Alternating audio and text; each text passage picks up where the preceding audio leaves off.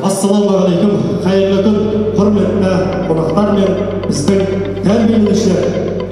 Бүгінгі Салиғалы ұрпақ қоғамдық қорының ұйымдастыруымен өткелі жатқан білімді ұрпақ интеллектуалды сайысына қош келдіңіздер. Алатаудама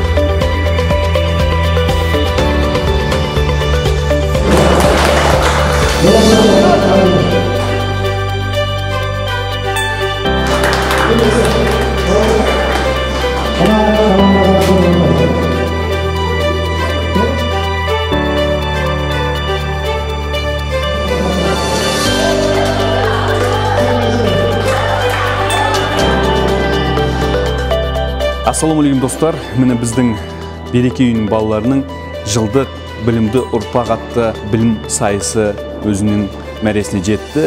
Көздеріңіз көргендей өте қызықты өтті. Бұндағы біздің басты мақсатымыз балаларымыз осылай жақсы білім иесі болса екен, болашақ жақсы маман болса екен. Өйткені бұл балаларымыз ертеңгі Қазақстанның жарқын болашағы. Сондықтан да әрқайсымыз өзіміздің балаларымызды әрқашанда пайдалы, таза білімге үйретейік, жақсы тәрбие берейік. Өйткені осы балалар сіз бен біздің болашағымыз. Сау, сәлеметті болыңыздар.